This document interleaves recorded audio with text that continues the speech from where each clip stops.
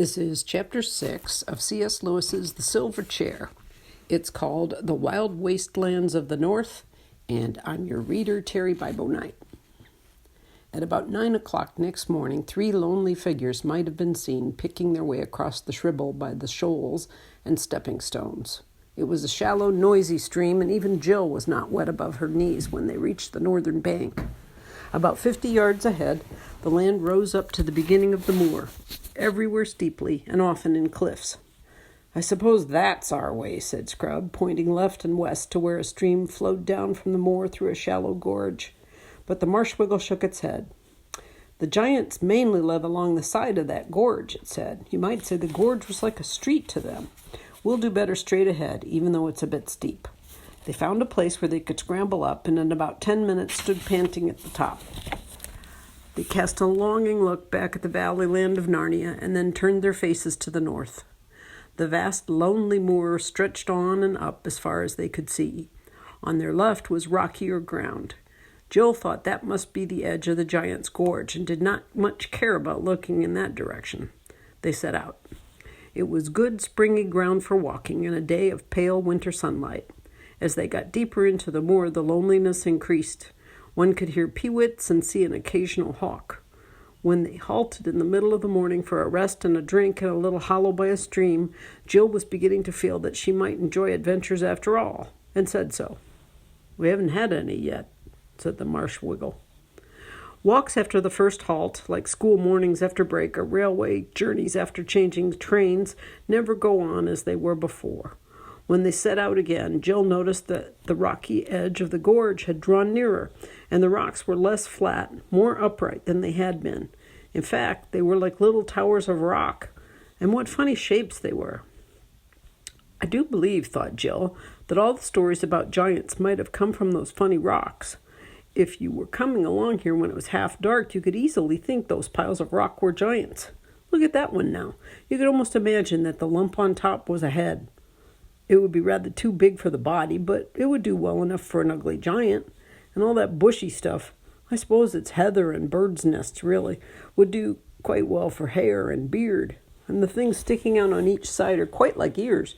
They'd be horribly big, but then I dare say giants would have big ears, like elephants, and... oh!" Her blood froze. The thing moved. It was a real giant. There was no mistaking it. She had seen it turn its head.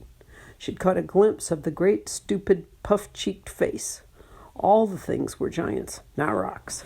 There were 40 or 50 of them all in a row, obviously standing with their feet on the bottom of the gorge and their elbows resting on the edge of the gorge, just as men might stand leaning on a wall, lazy men on a fine morning after breakfast. "Keep straight on," whispered Puddleglum, who had noticed them too. "Don't look at them, and whatever you do, don't run. They'd all be after us in a moment." So they kept on, pretending not to have seen the giants. It was like walking past the gate of a house where there is a fierce dog, only far worse. There were dozens and dozens of these giants. They didn't look angry, or kind, or interested at all. There was no sign that they had seen the travelers. And then, whiz, whiz, whiz, some heavy object came hurtling through the air, and with a crash, a big boulder fell about 20 paces ahead of them. And then, thud, another fell 20 feet behind. "Are they aiming at us?" said Scrub. "No," said Puddleglum. "We'd be a good deal safer if they were.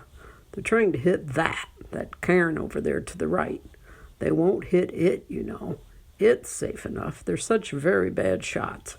They play cockshies most fine mornings. It's about the only game they're clever enough to understand." It was a horrible time. There seemed no end to the line of giants, and they never ceased hurling stones, some of which fell extremely close. Quite apart from the real danger, the very sight and sound of their faces and voices were enough to scare anyone. Jill tried not to look at them. After about 25 minutes, the giants apparently had a quarrel. This put an end to the cockshies, but it is not pleasant to be within a mile of quarreling giants. They stormed and jeered at one another in long, meaningless words of about 20 syllables each. They foamed and gibbered and jumped in their rage, and each jump shook the earth like a bomb. They lammed each other on the head with great, clumsy stone hammers, but their skulls were so hard that the hammers bounced off again, and then the monster who had given the blow would drop his hammer and howl with pain because it had stung his fingers. but he was so stupid he would do exactly the same thing a minute later. This was a good thing in the long run, for by the end of an hour, all the giants were so hurt that they sat down and began to cry. When they sat down, their heads were below the edge of the gorge so that you saw them no more, but Jill could hear them howling and blubbering and boo-hooing like great babies, even after the place was a mile behind. That night they bivouacked on the bare moor, and Puddleglum showed the children how to make the best of their blankets by sleeping back to back. The backs keep each other warm, and you can then have both blankets on top. But it was chilly even so, and the ground was hard and lumpy. The Marshwiggle told them they would feel more comfortable if only they thought how very much colder it would be later on and further north, but this didn't cheer them up at all. They traveled across Etton's Moor for many days, saving the bacon and living chiefly on the moorfowl. They were not, of course, talking birds, which Eustace and the Wiggle shot. Jill rather envied Eustace for being able to shoot. He'd learned it on his voyage with King Caspian. As there were countless streams on the moor, they were never short of water. Jill thought that when in books people live on what they shoot, it never tells you what a long, smelly, messy job it is plucking and cleaning dead birds and how cold it makes your fingers. But the great thing was that they met hardly any giants. One giant saw them, but he only roared with laughter and stumped away about his own business. About the 10th day, they reached a place where the country changed. They came to the northern edge of the moor and looked down a long, steep slope into a different and grimmer land. At the bottom of the slope were cliffs. Beyond these, a country of high mountains, dark precipices, stony valleys, ravines so deep and narrow that one could not see far into them, and rivers that poured out of echoing gorges to plunge sullenly into black depths. Needless to say, it was Puddleglum who pointed out a sprinkling of snow on the more distant slopes. "But there'll be more on the north side of them, I shouldn't wonder," he added. It took them some time to reach the foot of the slope, and when they did, they looked down from the top of the cliffs at a river running below them from west to east. It was walled in by precipices on the far side as well as on their own, and it was green and sunless, full of rapids and waterfalls. The roar of it shook the earth, even where they stood. "The bright side of it is," said Puddleglum, "that if we break our necks getting down the cliff, then we're safe from being drowned in the river." "What about that?" said Scrub suddenly, pointing upstream to their left. Then they all looked and saw the last thing they were expecting, a bridge. And what a bridge, too. It was a huge single arch that spanned the gorge from cliff top to cliff top, and the crown of that arch was as high above the cliff tops as the dome of St. Paul's is above the street. "Why, it must be a giant's bridge," said Jill. "Or a sorcerer's, more likely," said Puddleglum. "We got to look out for enchantments in a place like this. I think it's a trap. I think it'll turn into mist and melt away just when we're out in the middle of it." "Oh, for goodness sake, don't be such a wet blanket," said Scrub. "Why on earth shouldn't it be a proper bridge?" "Do you think any of the giants that we've seen would have sense to build a thing like that?" said Puddleglum. "But mightn't it have been built by other giants?" said Jill. "I mean by giants who lived hundreds of years ago and were far cleverer than the modern kind. It might have been built by the same ones who built the giant city we're looking for, and that would mean we're on the right track. The old bridge leading to the old city." "Well, that's a real brainwave pole," said Scrub. "It must be that. Come on." So they turned and went to the bridge, and when they reached it, it certainly seemed solid enough.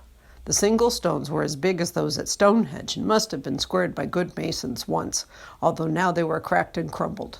The balustrade had apparently been covered with rich carvings, of which some traces remained, mouldering faces and forms of giants, minotaurs, squids, centipedes, and dreadful gods. Puddleglum still didn't trust it, but he consented to cross it with the children. The climb up to the crown of the arch was long and heavy. In many places, the great stones had dropped, leaving horrible gaps through which you looked down on the river foaming thousands of feet below. They saw an eagle fly through under their feet, and the higher they went, the colder it grew, and the wind blew so that they could hardly keep their footing. It seemed to shake the bridge. When they reached the top and could look down the farther slope of the bridge, they saw what looked like the remains of an ancient giant road stretching away before them into the heart of the mountains. Many stones of its pavement were missing, and there were wide patches of grass between those that remained. And riding towards them on that ancient road were two people of normal grown-up human size. "Keep on," Move towards them, said Puddleglum. Anyone you meet in a place like this is as likely as not to be an enemy, but we mustn't let them think we're afraid. By the time they had stepped off the edge of the bridge and onto the grass, the two strangers were quite close. One was a knight in complete armor with his visor down. His armor and his horse were black. There was no device on his shield and no banneret on his spear. The other was a lady on a white horse, a horse so lovely that you wanted to kiss its nose and give it a lump of sugar at once. But the lady, who rode side saddle and wore a long, fluttering dress of dazzling green, was lovelier still. "Good day, travelers," she cried out in a voice as sweet as the sweetest bird song, trilling her R's delightfully. "Some of you are young pilgrims to be walking this rough waste." "That's as may be, ma'am," said Puddleglum very stiffly and on his guard. "We're looking for the ruined city of the giants," said Jill. "The ruined city?" said the lady. "That is a strange place to be seeking. What will you do if you find it?" "We've got to," began Jill, but Puddleglum interrupted. "Begging your pardon, ma'am, but we don't know you or your friend. A silent chap, isn't he? And you don't know us. We'd as soon not talk to strangers about our business, if you don't mind. Shall we have a little rain soon, do you think?" The lady laughed, the richest, most musical laugh you can imagine. "Well, children," she said, "you have a wise, solemn old guide with you. I think none the worse of him for keeping his own counsel, but I'll be free with mine. I have often heard the name of the giantish city ruinous, but never met any who would tell me the way thither. This road leads to the burg and castle of Harfang, where dwell the gentle giants. They are as mild, civil, prudent, and courteous as those of Ettonsmoor are foolish, fierce, savage, and given to all beastliness. And in Harfang, you may or may not hear tidings of the city ruinous, but certainly you shall find good lodgings and merry hosts. You would be wise to winter there, or at the least to tarry certain days for ease and refreshment. There you shall have steaming baths, soft beds, and bright hearts. And the roast, and the baked, and the sweet, and the strong will be on the table 4 times in a day." "I say," said Scrub, "that's something like. Think of sleeping in a bed again." "Yes, and having a hot bath," said Jill. "Do you think they'll ask us to stay? We don't know them, you see." "Only tell them," answered the lady, "that she of the green kirtle salutes them by you, and has sent them 2 fair southern children for the autumn feast." "Oh, thank you ever so much," said Jill and Scrub. "But have a care," said the lady, "on whatever day you reach Harfang, that you do not come to the door too late.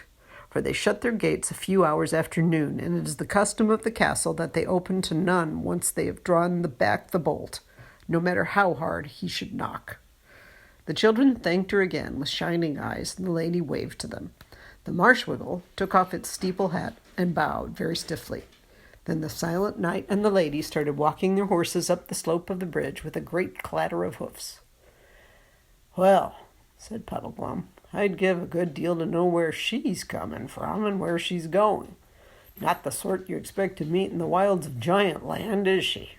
Up to no good, I'll be bound." "Oh, rot," said Scrub. "I thought she was simply super. And think of having hot meals and warm rooms. I do hope Harfang isn't a long way off." "Same here," said Jill. "And hadn't she a scrumptious dress? And the horse!" "All the same," said Puddleglum, "I wish we knew a bit more about her." "I was going to ask her all about herself," said Jill. "But how could I when you wouldn't tell her anything about us?" "Yes," said Scrub. "And why were you so stiff and unpleasant? Didn't you like them?" "Them," said the Wiggle. "Who's them? I only saw one." "Didn't you see the knight?" asked Jill. "I saw a suit of armor," said Puddleglum. "Why didn't he speak?" "I expect he was shy," said Jill. "Or perhaps he just wants to look at her and listen to her lovely voice. I'm sure I would if I was him." "I was wondering," remarked Puddleglum, "what you'd really see if you lifted up the visor of that helmet and looked inside." "Hang it all," said Scrub. "Think of the shape of the armor. What could be inside it except a man?" "How about a skeleton?" asked the Marshwiggle with a ghastly cheerfulness. "Or perhaps," it added as an afterthought, "nothing at all. I mean nothing you could see. Someone invisible." "Really, Puddleglum," said Jill with a shudder, "you do have the most horrible ideas. How do you think of them all?" Oh, bother his ideas, said Scrub. He's always expecting the worst, and he's always wrong. Let's think about these gentle giants and get on to Harfang as quickly as we can. I wish I knew how far it is. And now they nearly had the first of those quarrels which Puddleglum had foretold. Not that Jill and Scrub hadn't been sparring and snapping at each other a good deal before, but this was the first really serious disagreement. Puddleglum didn't want them to go to Harfang at all. He said that he didn't know what a giant's idea of being gentle might be, and that anyway, Aslan's signs hadn't said anything about staying with giants, gentle or otherwise. The children, on the other hand, who were sick of wind and rain and skinny fowl roasted over campfires and hard, cold earth to sleep on, were absolutely dead set to visit the gentle giants. In the end, Puddleglum agreed to do so, but only on one condition. The others must give an absolute promise that unless he gave them leave, they would not tell the gentle giants they came from Narnia or that they were looking for Prince Rilian. They gave him this promise and went on. After that talk with the lady, things got worse in two different ways. In the first place, the country was much harder. The road led through endless narrow valleys down which a cruel north wind was always blowing in their faces. There was nothing that could be used for firewood, and there were no nice little hollows to camp in as there had been on the moor. And the ground was all stony and made your feet sore by day and every bit of you sore by night. In the second place, whatever the lady had intended by telling them about Harfang, the actual effect on the children was a bad one. They could think about nothing but beds and baths and hot meals and how lovely it would be to get indoors. They never talked about Aslan or even about the lost prince now. And Jill gave up her habit of repeating the signs over to herself every night and morning. She said to herself at first that she was too tired, but she soon forgot all about it. And though you might have expected that the idea of having a good time at Harfang would have made them more cheerful, it really made them more sorry for themselves and more grumpy and snappy with each other and with Puddleglum. At last they came one afternoon to a place where the gorge in which they were traveling widened out and dark fir woods rose on either side. They looked ahead and saw that they'd come through the mountains. Before them lay a desolate rocky plain, beyond it further mountains capped with snow. But between them and those further mountains rose a low hill with an irregular flattish top. "Look, look!" cried Jill, and pointed across the plain, and there, through the gathering dusk from beyond the flat hill, everyone saw lights. Lights! Not moonlight nor fires, but a homely, cheering row of lighted windows. If you have never been in the wild wilderness day and night for weeks, you will hardly understand how it felt. "Harfang!" cried Scrub and Jill in glad, excited voices. And Harfang, repeated Puddleglum in a dull, gloomy voice. But he added, "Hullo, wild geese," and had the bow off his shoulder in a second. He brought down a good fat goose. It was far too late to think of reaching Harfang that day, but they had a hot meal and a fire and started the night warmer than they had been for over a week. After the fire had gone out, the night grew bitterly cold, and when they woke the next morning, their blankets were stiff with frost. "Never mind," said Jill, stamping her feet. "Hot baths tonight." And that's the end of Chapter 6. This is Chapter 7 of C.S. Lewis's The Silver Chair. It's called The Hill of the Strange Trenches. And I'm Terry Bibo Knight, your reader. There is no denying it was a beast of a day. Overhead was a sunless sky, muffled in clouds that were heavy with snow. Underfoot, a black frost. Blowing over it, a wind that felt as if it would take your skin off. When they got down into the plain, they found that this part of the ancient road was much more ruinous than any they had yet seen. They had to pick their way over great broken stones and between boulders and across rubble, hard going for sore feet. And however tired they got, it was far too cold for a halt. At about 10 o'clock, the first tiny snowflakes came loitering down and landed on Jill's arm. 10 minutes later, they were falling quite thickly. In 20 minutes, the ground was noticeably white, and by the end of half an hour, a good steady snowstorm, which looked as if it meant to last all day, was driving in their faces so they could hardly see. In order to understand what followed, you must keep on remembering how little they could see. As they drew near the low hill which separated them from the place where the lighted windows had appeared last evening, they had no general view of it at all. It was a question of seeing the next few paces ahead, and even for that you had to screw up your eyes. Needless to say, they were not talking. When they reached the foot of the hill, they caught a glimpse of what might be rocks on each side, squarish rocks if you looked at them carefully, but no one did. All were more concerned with the ledge right in front of them, which barred their way. It was about 4 feet high. The Marshwiggle, with his long legs, had no difficulty in jumping onto the top of it, and he then helped the others up. It was a nasty, wet business for them, though not for him, because the snow now lay quite deep on the ledge. They then had a stiff climb, Jill fell once, up very rough ground for about 100 yards, and came to a second ledge. There were 4 of these ledges altogether at quite irregular intervals. As they struggled onto the 4th ledge, there was no mistaking the fact that they were now at the top of the flat hill. Up till now, the slope had given them some shelter. Here, they got the full fury of the wind. For the hill, oddly enough, was quite as flat on top as it had looked from a distance. A great level tableland which the storm tore across without resistance. In most places the snow was still hardly lying at all, for the wind kept catching it up off the ground in sheets and clouds and hurling it in their faces. And round their feet little eddies of snow ran about as you sometimes see them doing over ice. Indeed, in many places the surface was almost as smooth as ice. But to make matters worse, it was crossed and crisscrossed with curious banks or dikes, which sometimes divided it up into squares and oblongs. All these, of course, had to be climbed. They varied from 2 to 5 feet in height, and were about a couple of yards thick. On the north side of each bank, the snow already lay in deep drifts, and after each climb you came down into drift and got wet. Fighting her way forward with hood up and head down and numb hands inside her cloak, Jill had glimpses of other odd things on that horrible tableland. Things on her right that looked vaguely like factory chimneys, and on her left a huge cliff, straighter than any cliff ought to be. But she wasn't at all interested and didn't give them a thought. The only things she thought about were her cold hands and nose and chin and ears, and hot baths and beds at Harfang. Suddenly she skidded, slid about 5 feet, and found herself, to her horror, sliding down into a dark, narrow chasm which seemed that moment to have appeared in front of her. Half a second later she had reached the bottom. She appeared to be in a kind of trench or groove only about 3 feet wide, and though she was shaken by the fall, almost the first thing she noticed was the relief of being out of the wind, for the walls of the trench rose high above her. The next thing she noticed was, naturally, the anxious faces of Scrub and Puddleglum looking down at her from the edge. "Are you hurt, Pole?" shouted Scrub. "Both legs broken, I shouldn't wonder," shouted Puddleglum. Jill stood up and explained she was all right, but they'd have to help her out. "What is it you've fallen into?" asked Scrub. "It's a kind of a trench, or it might be kind of a sunken lane or something," said Jill. "It runs quite straight." "Yes, by Jove," said Scrub, "and it runs due north. I wonder, is it a sort of road? If it was, we'd be out of this infernal wind down there. Is there a lot of snow at the bottom?" "Hardly any. It all blows over the top, I suppose." "What happens further on?" "Half a sec, I'll go and see," said Jill. She got up and walked along the trench, but before she'd gone far, it turned sharply to the right. She shouted this information back to the others. "What's round the corner?" asked Scrub.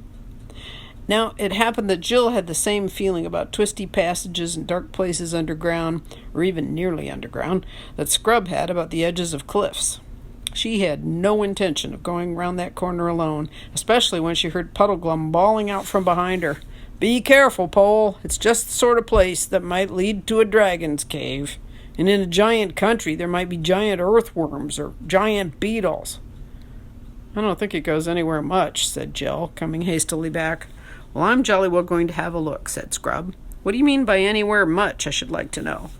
So he sat down on the edge of the trench. Everyone was too wet by now to bother about being a bit wetter, and then dropped in. He pushed past Jill, and though he didn't say anything, she felt sure that he knew she had funked it. So she followed him close, but took care not to get in front of him. It proved, however, a disappointing exploration. They went round the right-hand turn and straight on for a few paces. Here there was a choice of ways, straight on again or sharp to the left. "That's no good," said Scrub, glancing down the right-hand turn. "That would be taking us back south." He went straight on, but once more in a few steps they found a second turn to the right. This time there was no choice of ways, for the trench they'd been following here came to a dead end. "No good," grunted Scrub. Jill lost no time in returning and leading the way back. When they returned to the place where she had first fallen in, the Marshwiggle with his long arms had no difficulty in pulling them out. But it was dreadful to be out on top again. Down in those narrow slits of trenches, their ears had almost begun to thaw. They'd been able to see clearly and breathe easily and hear each other speak without shouting. It was absolute misery to come back into the withering coldness. And it did seem hard when Puddleglum chose that moment for saying, "You still sure of those signs, Pole? What's the one we ought to be after now?" "Oh, come on. Bother the signs," said Pole. "Something about someone mentioning Aslan's name, I think, but I'm jolly well not going to give a recitation here." As you see, she had got the order wrong. That was because she'd given up saying the signs over every night. She still really knew them if she troubled to think, but she was no longer so pat in her lesson as to be sure of reeling them off in the right order at a moment's notice and without thinking. Puddleglum's question annoyed her because, deep down inside, she was already annoyed with herself for not knowing the lion's lesson quite so well as she felt she ought to have known it. This annoyance, added to the misery of being very cold and tired, made her say, "Bother the signs." She didn't perhaps quite mean it.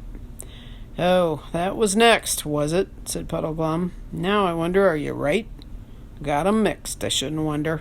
Seems to me this hill, this flat place we're on, is worth stopping to have a look at. Have you noticed—" "Oh, Lord," said Scrub, "is this a time for stopping to admire the view? For goodness sake, let's get on." "Look, look, look," cried Jill, and pointed. Everyone turned, and everyone saw. Some way off to the north, and a good deal higher up than the tableland on which they stood, a line of lights had appeared. This time, even more obviously than when the travelers had seen them the night before, they were windows. Smaller windows that made one think deliciously of bedrooms, and larger windows that made one think of great halls with fires roaring on the hearth and hot soup or juicy sirloins smoking on the table. "Harfang!" exclaimed Scrub. "That's all very well," said Puddleglum, "but what I was saying was—" "Oh, shut up," said Jill crossly. "We haven't a moment to lose. Don't you remember what the lady said about their locking up so early? We must get there in time. We just must. We'll die if we're shut out on a night like this." "Well, it isn't exactly a night, not yet," began Puddleglum, but the two children both said, "Come on," and began stumbling forward on the slippery tableland as quickly as their legs would carry them. The Marshwiggle followed them, still talking, but now that they were forcing their way into the wind again, they could not have heard him even if they'd wanted to. And they didn't want. They were thinking of baths and beds and hot drinks, and the idea of coming to Harfang too late and being shut out was almost unbearable. In spite of their haste, it took them a long time to cross the flat top of that hill. And even when they had crossed it, there were still several ledges to climb down on the far side. But at last they reached the bottom and could see what Harfang was like. It stood on a high crag, and in spite of its many towers, was more a huge house than a castle. Obviously, the gentle giants feared no attack. There were windows in the outside wall quite close to the ground, a thing no one would have in a serious forest. There were even odd little doors here and there, so it would be quite easy to get in and out of the castle without going through the courtyard. This raised the spirits of Jill and Scrub. It made the whole place look more friendly and less forbidding. At first, the height and steepness of the crag frightened them, but presently they noticed there was an easier way up on the left, and the road wound up towards it. It was a terrible climb after the journey they had already had, and Jill nearly gave up. Scrub and Puddleglum had to help her for the last 100 yards. But in the end, they stood before the castle gate. The portcullis was up, and the gate open. However tired you are, it takes some nerve to walk up to a giant's front door. In spite of all his previous warnings against Harfang, it was Puddleglum who showed the most courage. "Steady pace now," he said. "Don't look frightened, whatever you do. We've done the silliest thing in the world by coming at all. But now that we are here, we'd best put a bold face on it." With these words, he strode forward into the gateway and stood still under the arch where the echo would help lift his voice, and called out as loud as he could, "Ho! Porter! Guests who seek lodging!" And while he was waiting for something to happen, he took off his hat and knocked off the heavy mass of snow which had gathered on its wide brim. "I say," whispered Scrub to Jill, "he may be a wet blanket, but he has plenty of pluck. And cheek." A door opened, letting out a delicious glow of firelight, and the porter appeared. Jill bit her lips for fear she should scream. He was not a perfectly enormous giant. That is to say, he was rather taller than an apple tree, but nothing like so tall as a telegraph pole. He had bristly red hair, a leather jerkin with metal plates fastened all over it so as to make a kind of mail shirt, bare knees, very hairy, and things like puttees on his legs. He stooped down and goggled at Puddleglum. "And what sort of a creature do you call yourself?" he said. Jill took her courage in both hands. "Please," she said, shouting up at the giant, "the Lady of the Green Kirtle salutes the King of the Gentle Giants and has sent us 2 southern children, and this Marshwiggle, his name's Puddleglum, to your autumn feast. If it's quite convenient, of course," she added. "Ho-ho," said the porter, "that's quite a different story. Come in, little people, come in. You'd best come into the lodge while I'm sending word to His Majesty." He looked at the children with curiosity. "Blue faces," he said. "I didn't know they were that color. Don't care about it myself, but I dare say you look quite nice to one another. Beetles fancy other beetles, they do say." "Our faces are only blue with cold," said Jill. "We're not this color, really." "Then come in and get warm. Come in, little shrimps," said the porter.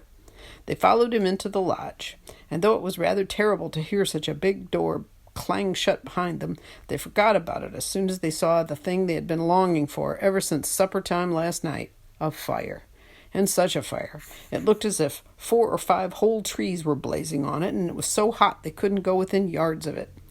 But they all flopped down on the brick floor as near as they could bear the heat and heaved great sighs of relief. "Now, youngster," said the porter to another giant who'd been sitting in the back of the room, staring at the visitors until it looked as if his eyes were going to start out of his head, "run across with this message to the house." And he repeated what Jill had said to him. The younger giant, after a final stare and a great guffaw, left the room. "Now, Froggy," said the porter to Puddleglum, "you look as if you want some cheering up." He produced a black bottle, very like Puddleglum's own, but about 20 times larger. Let me see, said the porter. "I can't give you a cup, or you'll drown yourself. Let me see. The salt cellar will be just the thing. You needn't mention it over at the house. The silver will keep on getting over here. It's not my fault." The salt cellar was not very like one of ours, being narrower and more upright, and made quite a good cup for Puddleglum when the giant set it down on the floor beside him. The children expected Puddleglum to refuse it, distrusting the gentle giants as he did. But he muttered, "It's rather late to be thinking of precautions now that we're inside and the door shut behind us." He sniffed at the liquor. "Smells all right," he said. "That's nothing to go by. Better make sure." And he took a sip. "Tastes all right, too," he said. "But it might do that at the first sip. How does it go on?" He took a larger sip. "Ah," he said. "But is it the same all the way down?" And took another. "There'll be something nasty at the bottom. I shouldn't wonder," he said, and finished the drink. He licked his lips and remarked to the children, "This'll be a test, you see. If I curl up or burst or turn into a lizard or something, then you'll know not to take anything they offer you." But the giant, who was too far up to hear the things Puddleglum had been saying under his breath, roared with laughter and said, "Froggy, you're quite a man. See him put it away." "Not a man. Marshwiggle," replied Puddleglum in a somewhat indistinct voice. "Not a frog either. Marshwiggle." At that moment the door opened behind them, and the younger giant came in saying they're to go to the throne room at once. The children stood up, but Puddleglum remained sitting and said, "Marshwiggle, Marshwiggle, very respectable Marshwiggle, respectawiggle." "Show them the way, young'un," said the giant porter. "You better carry Froggy. He's had a drop more than's good for him." "Nothing wrong with me," said Puddleglum. "Not a frog. Nothing frog with me. I'm a respectable."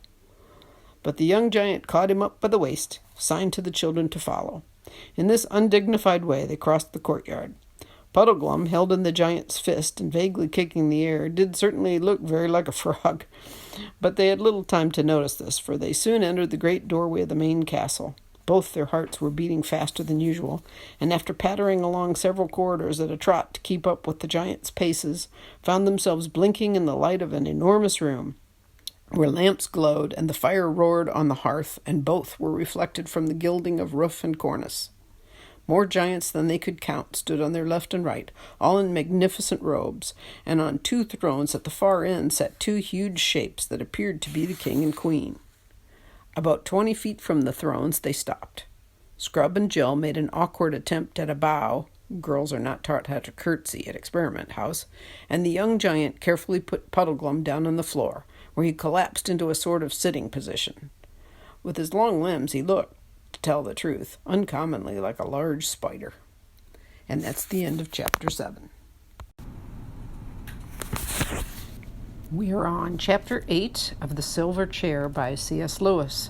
I'm Terry Bibo Knight, your reader, and this is called The House of Harfang. "Go on, Pole, do your stuff," whispered Scrub.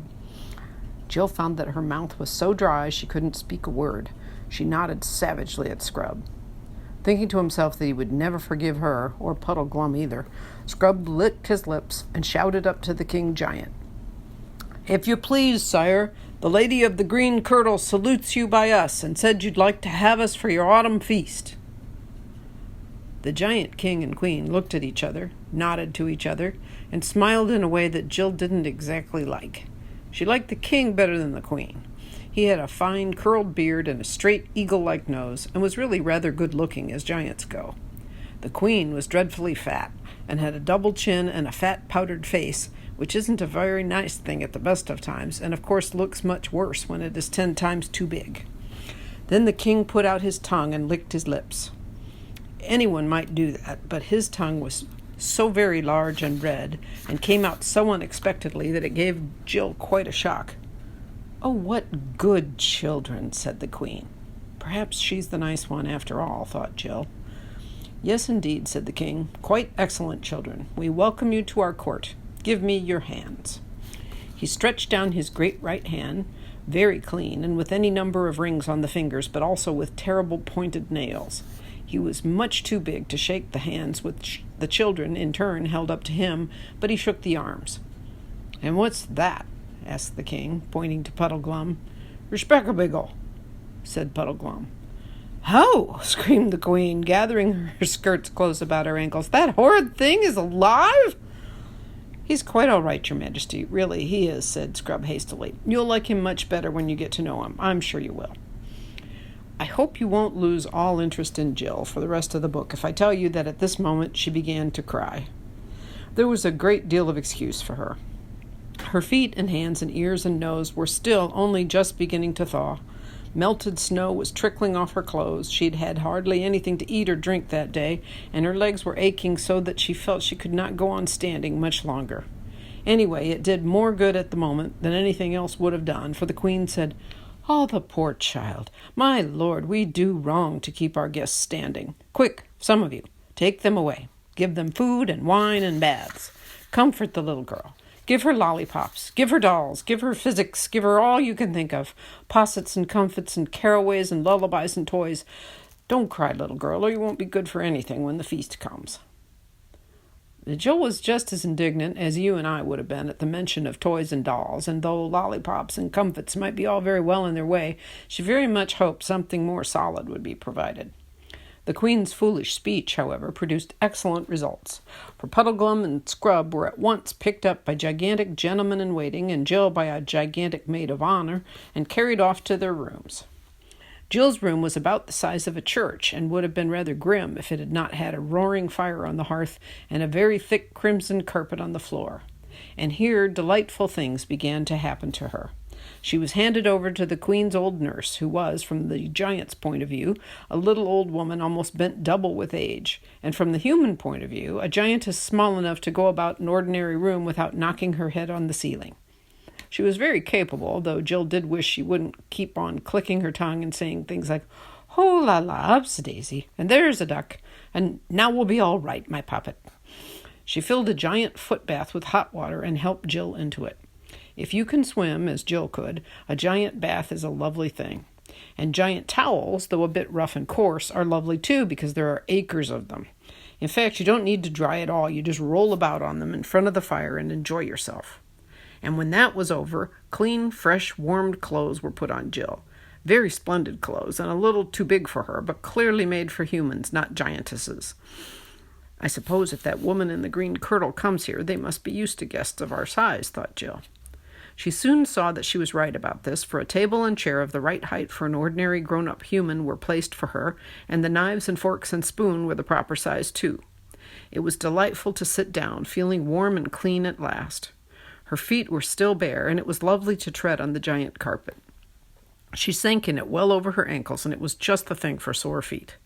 The meal, which I suppose we must call dinner, though it was nearer tea time, was kakaliki soup and hot roast turkey and a steamed pudding and roast chestnuts and as much fruit as you could eat. The only annoying thing was that the nurse kept coming in and out, and every time she came in she brought a gigantic toy with her, a huge doll, bigger than Jill herself, a wooden horse on wheels about the size of an elephant, a drum that looked like a young gasometer, and a woolly lamb. They were crude, badly made things, painted in very bright colors, and Jill hated the sight of them. She kept on telling the nurse she didn't want them, but the nurse said, "Tut. You'll want them all right when you've had a bit of rest. I know. Tee-hee. Betty by now, a precious poppet."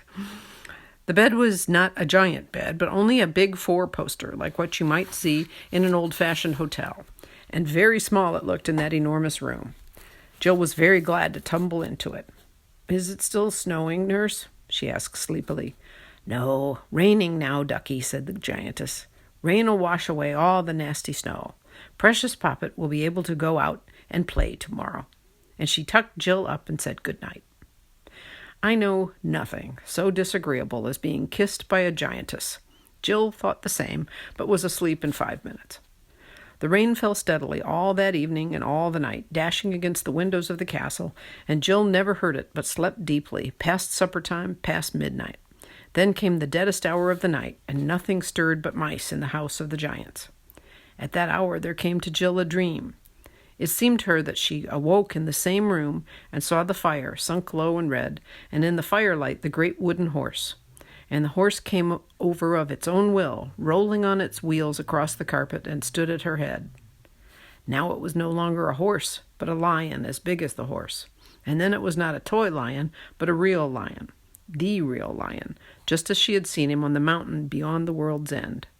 A smell of all sweet-smelling things there are filled the room.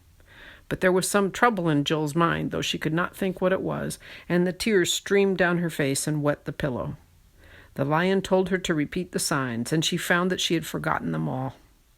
At that a great horror came over her, and Aslan took her up in his jaws. She could feel his lips and his breath, but not his teeth, and carried her to the window and made her look out.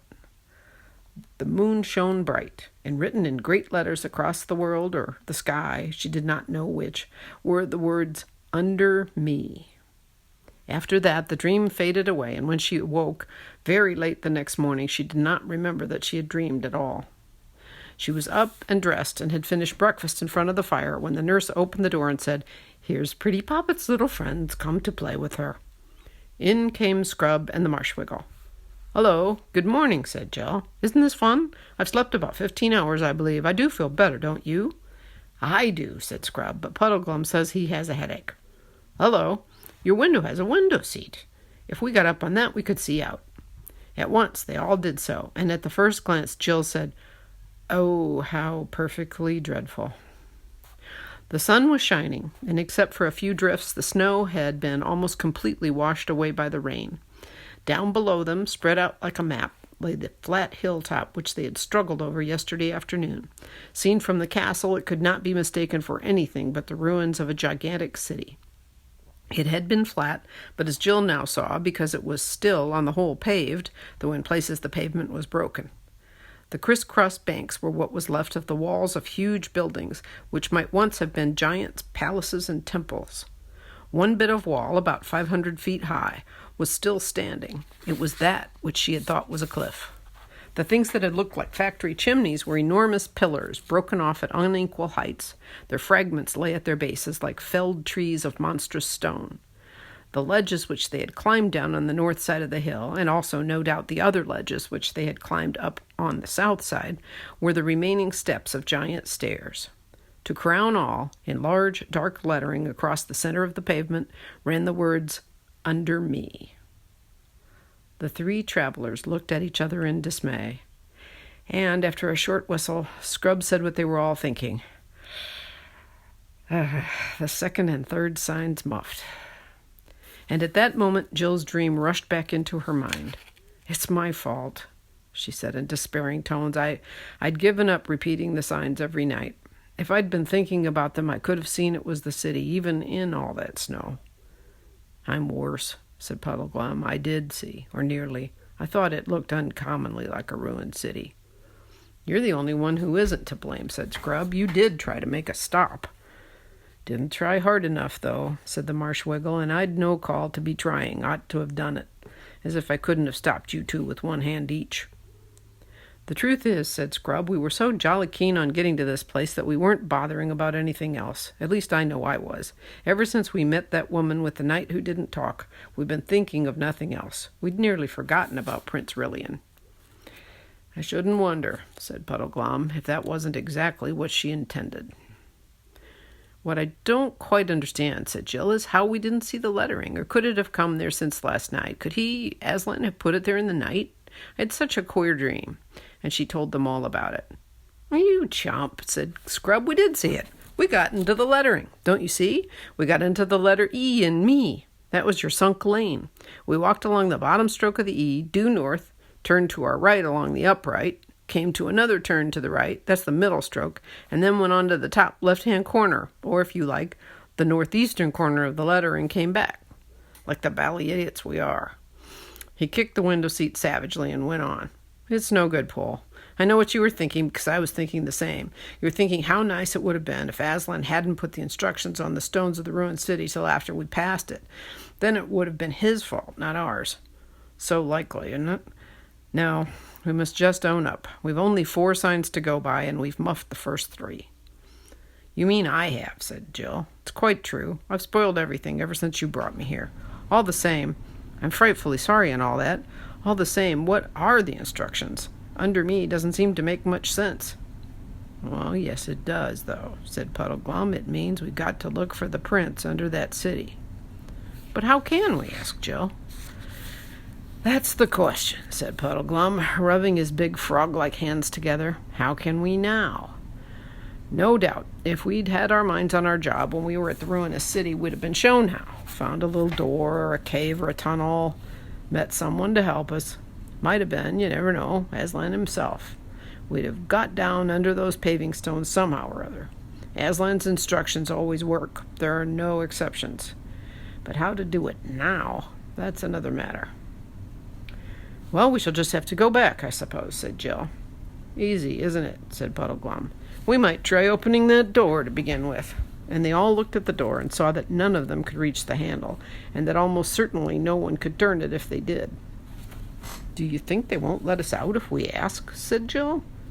Nobody said, but everybody thought, supposing they don't? It was not a pleasant idea. Puddleglum was dead against any idea of telling the giants their real business and simply asking to be let out, and of course the children couldn't tell without his permission because they had promised. All 3 felt pretty sure that there would be no chance of escaping from the castle by night. Once they were in their rooms with the doors shut, they would be prisoners till morning. They might, of course, have to ask to leave the doors open, but that would arouse suspicions. "Our only chance," said Scrub, "is to try to sneak away by daylight. Mightn't there be an hour in the afternoon when most of the giants are asleep? And if we could steal down into the kitchen, mightn't there be a back door open?" "It's hardly what I'd call a chance," said the Marsh Wiggle, "but it's all the chance we're likely to get." As a matter of fact, Scrub's plan was not quite so hopeless as you might think. If you want to get out of a house without being seen, the middle of the afternoon is in some ways a better time to try it than the middle of the night. Doors and windows are more likely to be open, and if you are caught, you can always pretend you weren't meaning to go far and had no particular plans. It is very hard to make either giants or grown-ups believe this if you were found climbing out of a bedroom window at 1 o'clock in the morning. "We must put them off their guard, though," said Scrub, "and must pretend we love being here and are longing for this autumn feast." "That's tomorrow night," said Puddleglum. "I heard one of them say so." "I see," said Jill. "We must pretend to be awfully excited about it, keep on asking questions. They think we're absolute infants anyway, which will make it easier." "Gay," said Puddleglum with a deep sigh. "That's what we've got to be. Gay. As if we hadn't a care in the world. Frolicsome. You 2 youngsters haven't always got very high spirits, I've noticed. You must watch me and do as I do. I'll be gay, like this." And he assumed a ghastly grin. "And frolicsome." Here he cut a most mournful caper. "You'll soon get into it if you keep your eyes on me. They think I'm a funny fellow already. I dare say you two thought I was a trifle tipsy last night, but I do assure you it was, well, most of it was, put on. I had an idea it would come in useful somehow." The children, when they talked over their adventures afterwards, could never feel sure whether this last statement was quite strictly true, but they were sure that Puddleglum thought it was true when he made it. "All right, gay's the word," said Scrub. "Now, if we could only get someone to open this door. While we're fooling about and being gay, we've got to find out all we can about this castle." Luckily, at that very moment, the door opened and the giant nurse bustled in, saying, "Well now, my poppets, like to come and see the king and all the court setting out on the hunting? Such a pretty sight." They lost no time in rushing out past her and climbing down the first staircase they came to. The noise of hounds and horns and giant voices guided them, so that in a few minutes they reached the courtyard. The giants were all on foot, for there are no giant horses in that part of the world, and the giants' hunting is done on foot, like beagling in England. The hounds also were of normal size. When Jill saw that there were no horses, she was at first dreadfully disappointed, for she felt sure the great fat queen would never go after hounds on foot, and it would never do to have her about the house all day. Then she saw the queen in a kind of litter supported on the shoulders of 6 young giants. The silly old creature was all got up in green and had a horn at her side. 20 or 30 giants, including the king, were assembled ready for sport, all talking and laughing fit to deafen you. Down below, nearer Jill's level, there were wagging tails and barking and loose slobbery mouths and noses of dogs thrust into your hand. Puddleglum was just beginning to strike what he thought a gay and gamesome attitude, which might have spoiled everything if it had been noticed, when Jill put on her most attractively childish smile, rushed across to the queen's litter, and shouted up to the queen, "Oh, please, you're not going away, are you? You will come back." "Yes, my dear," said the queen. "I'll be back tonight." "Oh, good. How lovely," said Jill. "And we may come to the feast tomorrow night, mayn't we? We're so longing for tomorrow night, and we do love being here. And while you're out, we may run over the whole castle and see everything, mayn't we? Oh, do say yes." The queen did say yes, but the laughter of all the courtiers nearly drowned her voice. And that is the end of Chapter 8.